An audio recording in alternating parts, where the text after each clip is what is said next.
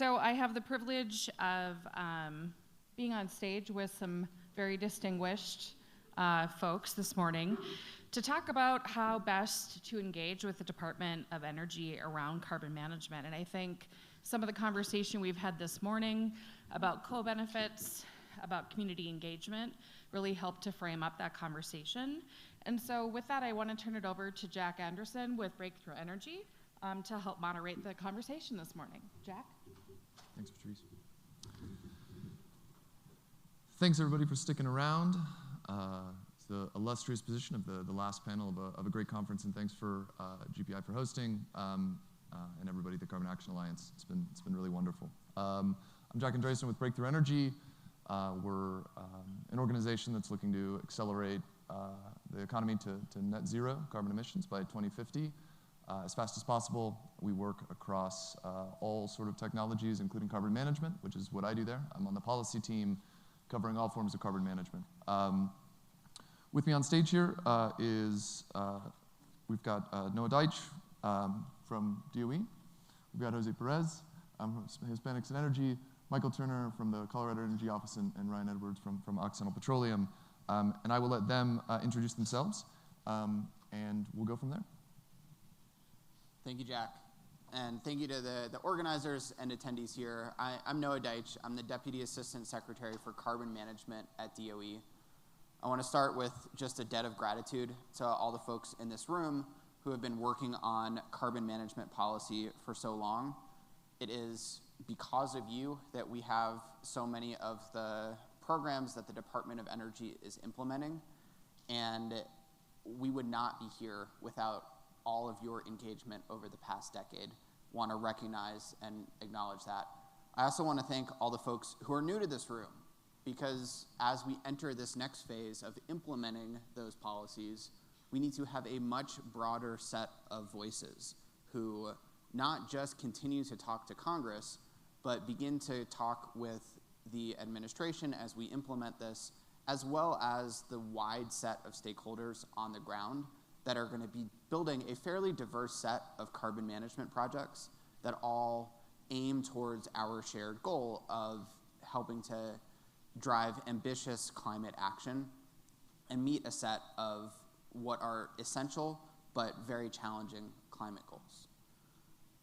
With that, what I wanted to do was start by answering the prompt of how should folks in this room engage with the Department of Energy? And the short answer is pretty simple. It's literally just to do that. And you are already doing that in events like this.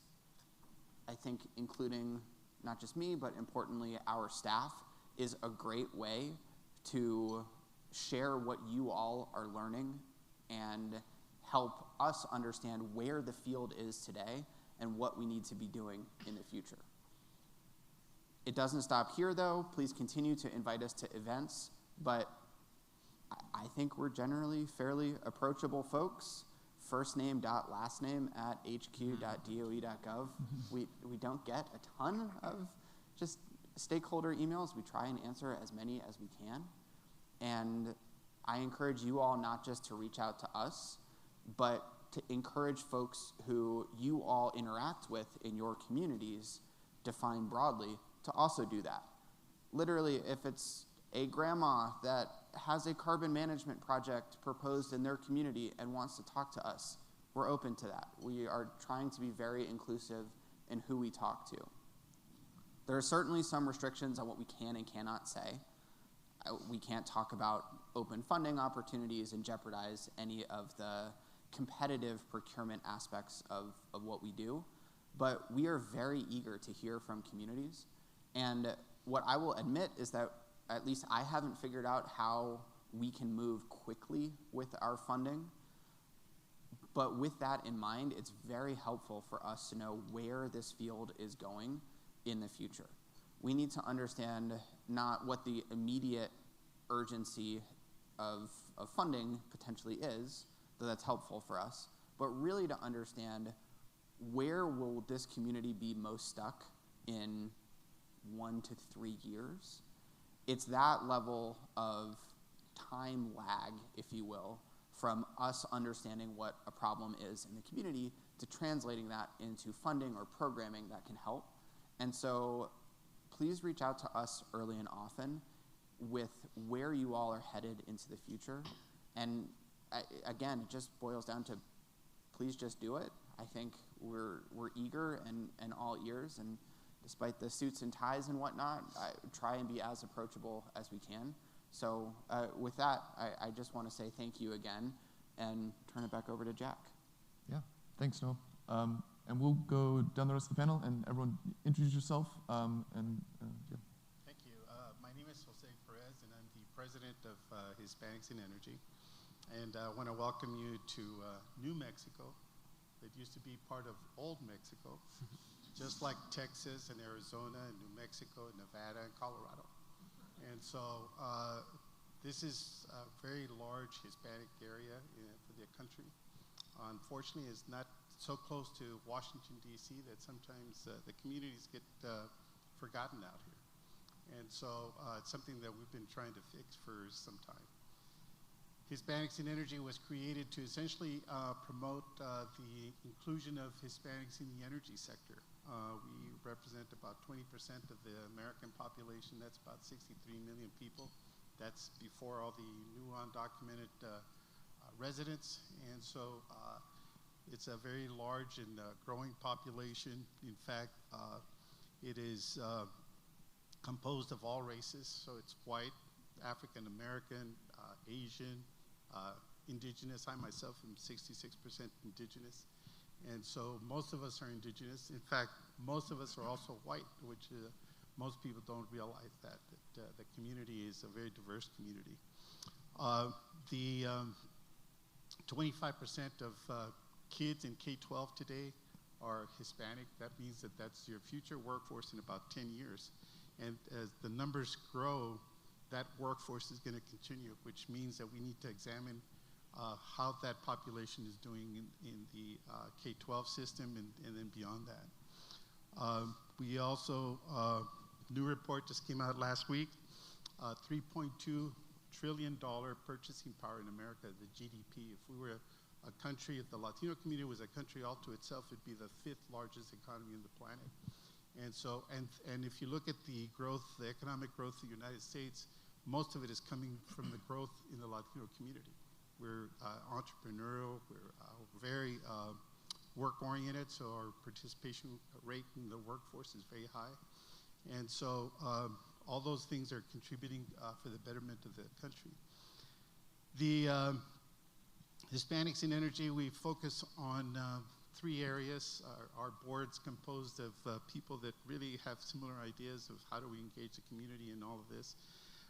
And it's led by our chairman is Joe Dominguez, who's the CEO for Constellation Energy, which, as you probably know, they have like the largest portfolio of nuclear power plants.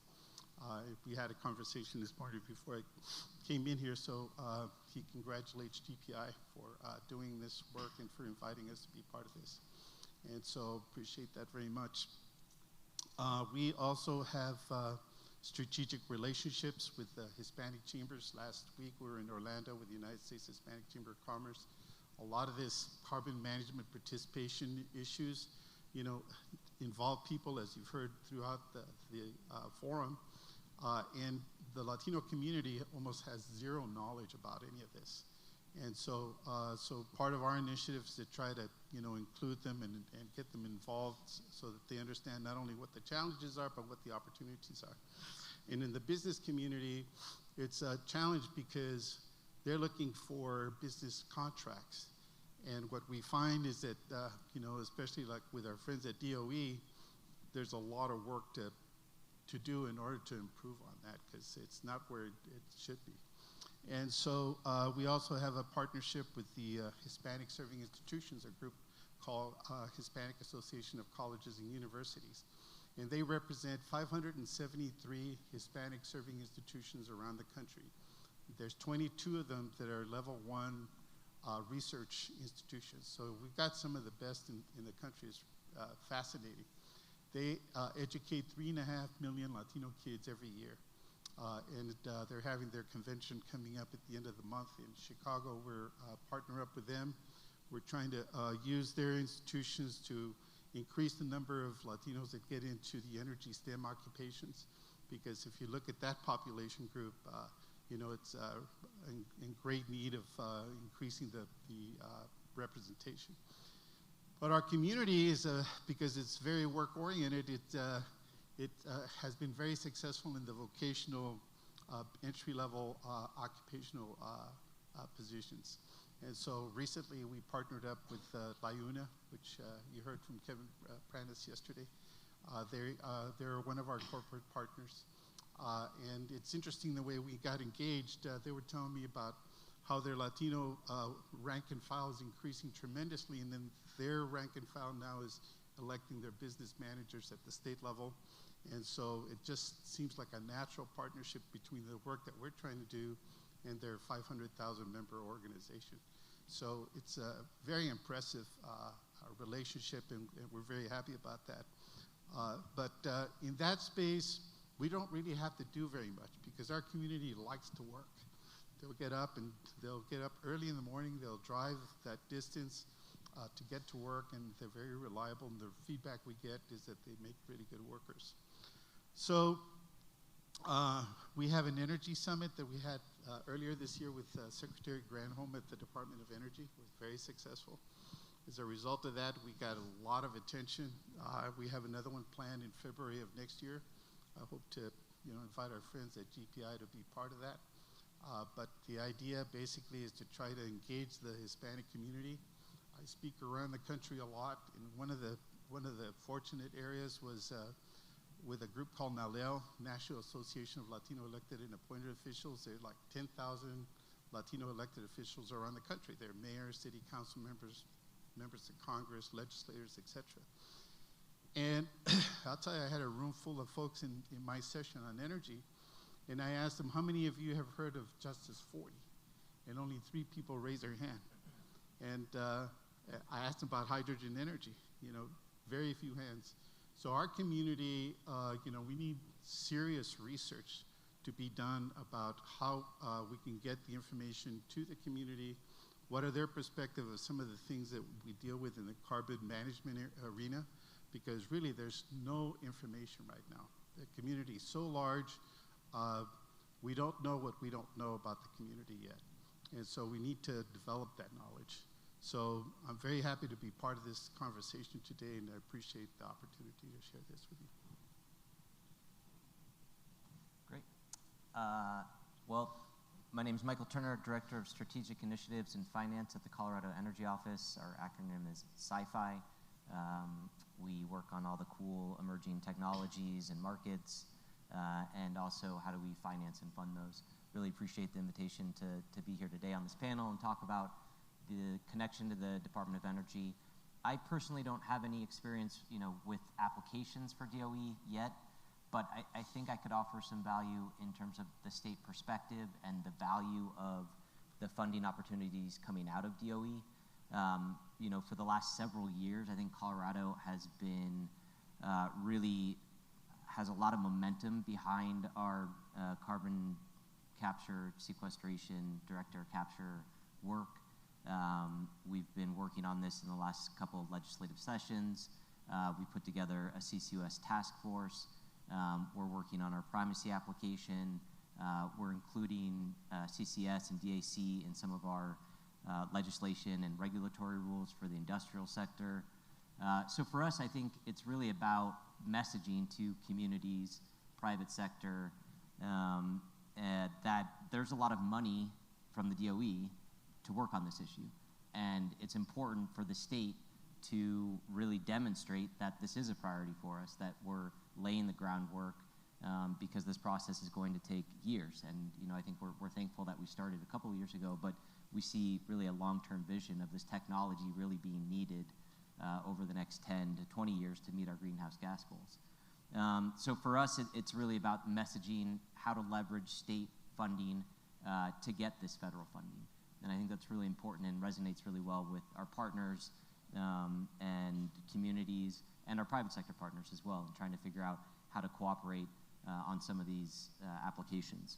I'll talk a little bit later just about some of our suggestions or challenges that we're facing certainly a staff capacity issue. There's a lot of funding opportunities from federal agencies.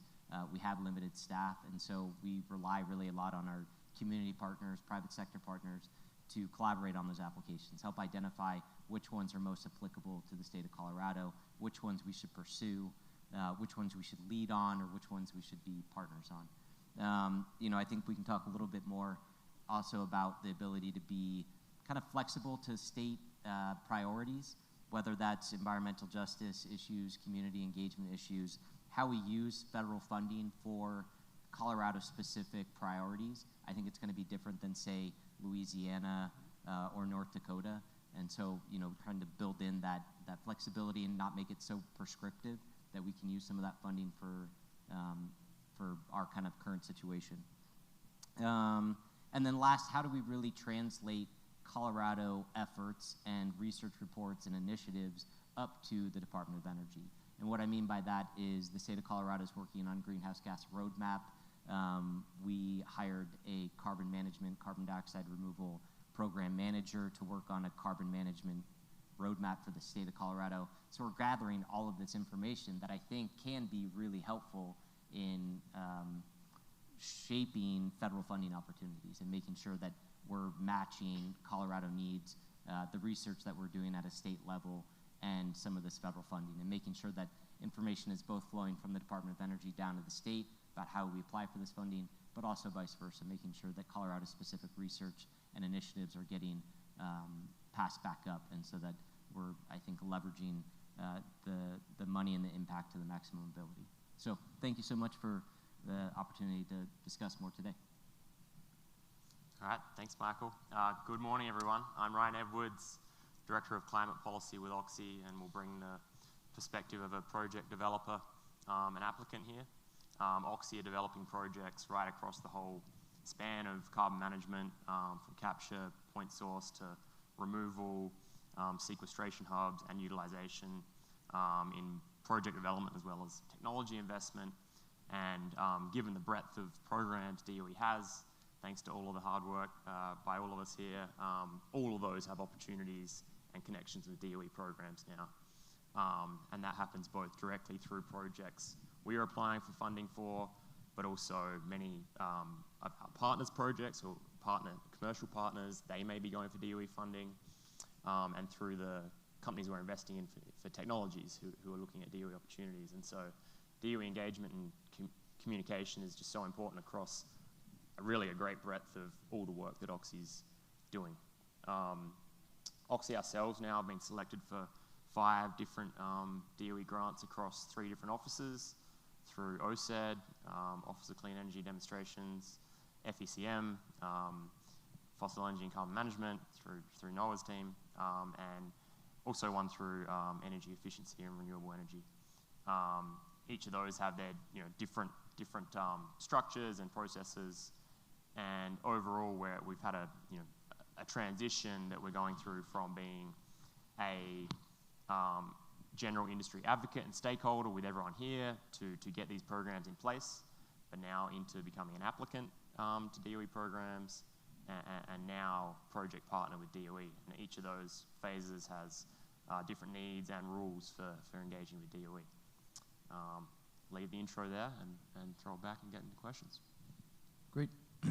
Thanks, everyone. I'll ask each panelist a question, and then we'll get to the audience. I think you have better questions than I do. To kick it off, I do just want to say thank you to the DOE, FECM, OSED, NETL, the incredible work that they're doing, and I think the engagement of DOE, as much as I like talking to Noah or Sarah Forbes or the team over at FECM because I think they're interesting. I think some people might be interested in $12 billion worth of federal funding for carbon management technologies, which I can completely understand. So considering that, the incredible amount of money and opportunity available, Jose, I'd like to start with you. In your experience, how has your organization and the communities that you represent, how have they engaged with DOE, and how would you like to see that change going forward? Good question. Before I get into that, I just wanted to mention that in the oil and gas business, Hispanics make up a large percentage of the workers. In California, it's like 30% of the 384,000 employees out there, which they're really good paying jobs. And so, interestingly, we find in a position to where we have to protect those jobs, but at the same time work with the industry to, change over, because we all want the same objective, which is a clean environment, clean air, and so forth. And so, but I did want to make that point that, there's a great investment in the Latino community in oil and gas. And so we have to be really careful on how we make these adjustments. We don't want to wind up like West Virginia and some of these other places where we just, obliterated communities. So anyway, I think that the key with the Department of Energy, some of the key challenges is that Latinos are 20% of the population, but about half of that percentage is the representation at DOE. In fact, in today's executive circle, I don't think there's even a Latino in that executive group. Not that they're not working on it, because I think the Secretary, Jennifer Granholm, is very sensitive to these issues. We had some great discussions on that with Senator Padilla in Washington, D.C. In February, and so it's something that we're really watching, and we work with the White House on the appointments. But it's it's a real challenge, and that manifests itself in how they do their operations. I'll give you an example. So we get these FOAs, federal announcement, what do you call it? Federal opportunity announcements. Yeah. The alphabet soup is with 30-day, 45-day notices, and yesterday the panel touched on this. And so we've got incredible community business resources, but 30 days, 45 days to go after some of these opportunities is just not reasonable. And so what we've seen in the private sector, like with Enbridge Energy, because I'm very familiar with the pipeline, Line 3, they worked in Minnesota, working with the tribal community. What they did is they did a 2-year review way in advance of how they were going to do their project. They went out and they talked to the tribal communities, did early identification of businesses, tribal communities, the businesses that could be part of their project, and they made it a commitment for $100 million to get that project implemented to the tribal community.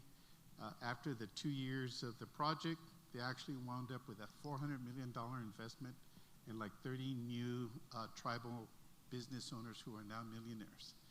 And so, and that's what it takes. And everybody says a good thing at DOE. They'll talk about wealth building, they talk about community engagement, participation, but the way the system is set up right now, it's not practical. So, for example, Justice 40, I really doubt that Justice 40 is going to achieve its goal, which is 40% of spend. Mostly because the FOAs don't quite pinpoint how to do these things. If you listen to the industry, they want to do it, but if they don't give them very clear direction on how to do it, it's hard for them to second guess the solutions. And so in addition to that, some of the methodologies, which we took on some of the methodologies, because we find that the White House Council on Environmental Quality actually has a better approach to that whole issue than the DOE model. And so yeah, we need to engage. If the community doesn't engage, then what happens is 10, 20 years down the road, when we look at the issue of carbon management in the United States, we're going to say, hey, we missed out 20% of the people. And so, and why did that happen? Well, part of it is because DOE is not engaged with the Latino community. And it's not intentional, it's just the way it is. We've got to just fix it. And so, and the same thing with industry. If you take a look at the 2,700 energy companies around the country, only 12 or 13 are led by Latino CEOs. And so that's not anywhere near 20%. So we have a lot of work to do. And so DOE is a great institution. They're doing some wonderful things, and I think the people there are trying to do the right thing. But, they're confined with their rules, their legislation, the timing. They're telling them right now, spend, spend, spend. And so, well, you got to throw it out there. Here's your 30-day notice. Good luck to you in getting a good proposal in here. And so, and a lot of our community folks don't have the resources that an Oxy does, or an ExxonMobil, or some of these other companies. And so, you know, it's not reasonable to say, well, yeah, we're going to go from 1% Hispanic business participation to 20%, which is kind of the ideal, because it's just not practical. So you might have this very ambitious Justice 40 benchmark out there, but it's not real.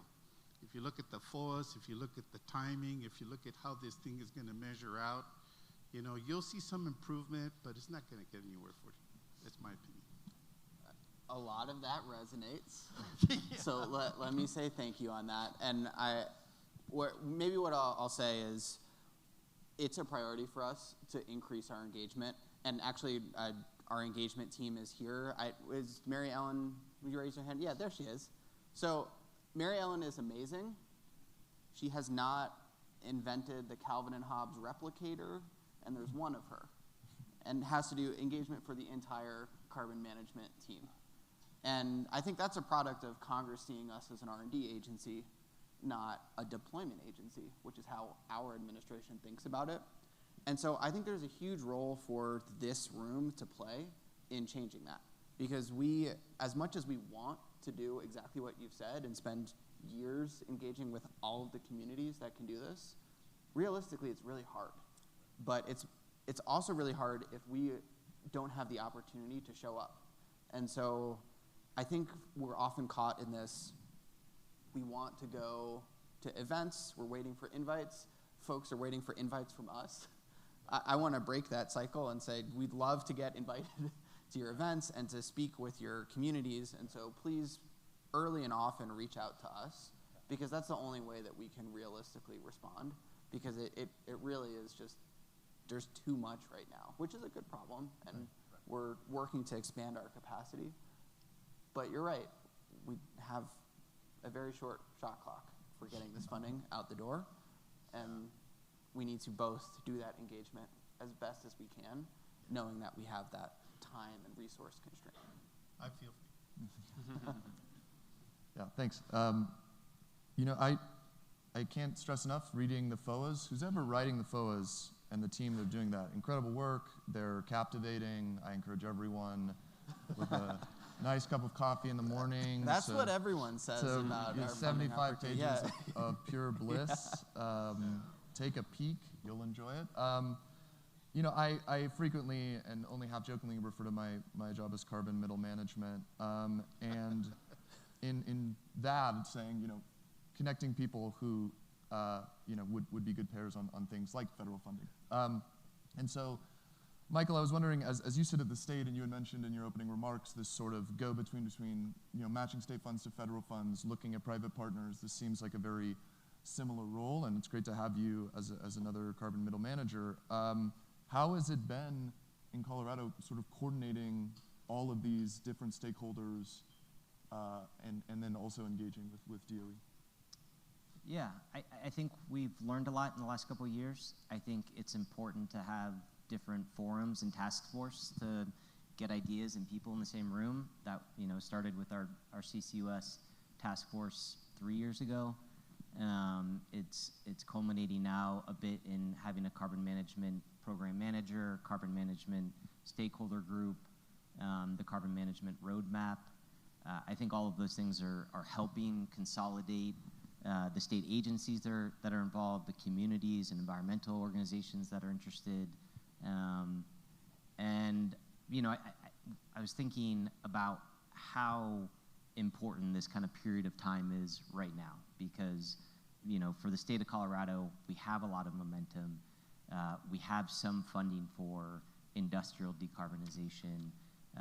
We're including CCS and DAC in some of our rulemaking, and we really want to use both state and federal funding to stimulate the carbon management market, and it kind of starts now. And so, you know, I think to the degree that we can tell that message that the state has funding to, you know, be laying the groundwork for this, building the runway, that there's additional federal fundings out there. You know, my team and I work a lot on kind of market transformation. I think we're thinking about what this market looks like in the next 3, 5, 15, 20 years.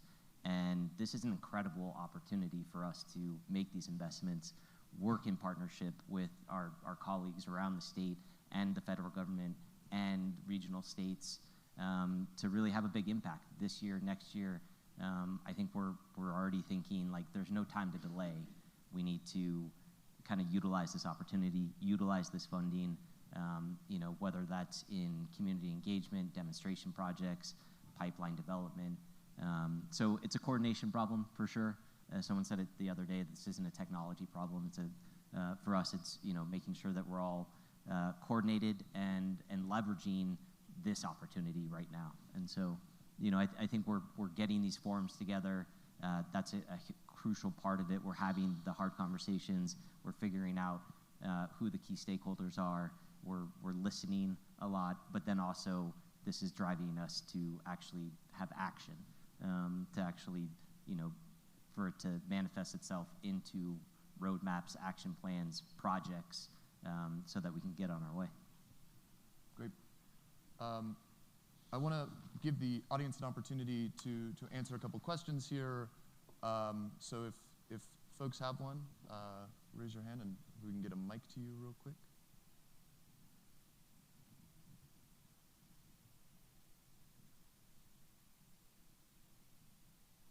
We solved it. Yeah, hey, incredible. Okay, well, moderator privilege then. Maybe, can I actually just respond to Yeah, 100%.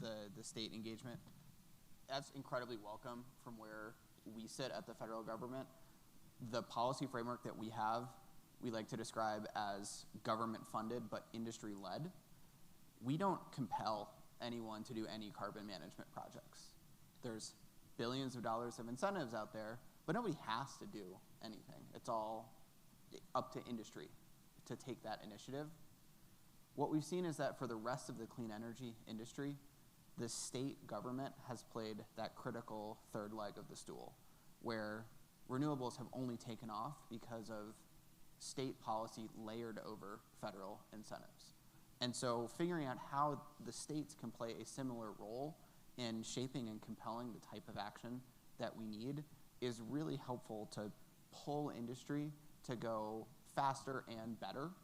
And I think that role is underappreciated in the broader carbon management field of just how important that state policy is. And in many ways that it's really just beginning today, that I've had the CCS world compared to solar in 2008 or wind in 1999, right? And so an enormous amount of catch-up needs to be played on that front.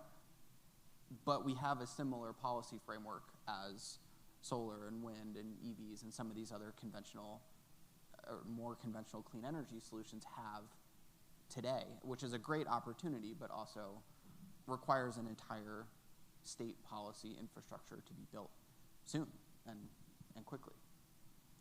Yeah, so we had a question, Jared Daniels, yeah. Yeah, thanks. A question to Noah, what type of perhaps unsolicited inquiry and information and conversation would be most helpful to you and your team coming from various states or various regions around the country? So the short answer to that is there is no bad question. If you have a question for us, ask it. If we can answer it, we will. If we can't, we'll hopefully get you to somebody who can. And if it's not us, we will connect you within the broader federal family to help answer the questions that we can. And then I think what's helpful for us to hear is to understand where folks are stuck today. Where are you interested in advancing a project, and what is the barrier, whether it's technical or financial or regulatory or social, whatever it is, it's really helpful for us to understand that, because only by understanding kind of where the field is are we able to design our funding and broader programming to support that. I want to piggyback on that. So we did an analysis on how to engage the Latino community against 63 million plus people to fully engage in carbon management as it's outlined in policy today and the direction that the administration and the industry is going in. It would cost so much money. It's like north of $60 billion just to get the community fully engaged. A lot of it is education, training, getting them specifically engaged. And, you know, the dollar amount is really, really high. And so I don't know that we can do that. You know, I don't know that the industry and the government is ready. I don't think they've even considered it. But that's what it would take. And that's just our community. You know, if we took a look at the African American community, you know, the lady who spoke earlier, very eloquent. You know, how do we deal with some of the issues that community is challenged with? Same thing with indigenous people, with Asians. Asians, a growing population. California's got almost 15% Asian population. And out in Massachusetts, where I live now, we have a very large Asian population. So, you know, every population has their own perspective of how they're going to deal with this. And we know it's like we got to tailor-make their approach in order for this thing to fully work. But, you know, it's an ambitious goal. It's a good goal. But it's also a very expensive one. Thank you. And with that, I'd like to thank all of our panelists on the stage here. Again, thank you, GPI, for having us all out and having me moderate this. It was great. Thank you to everyone who I had conversations with this week. It was an incredibly rich time and fun to meet new folks and see some old faces. Again, reach out to DOE if you're a grandma who's got a carbon management idea, or you're just a lowly carbon middle manager trying to help out. Thanks, everybody, and safe travels home.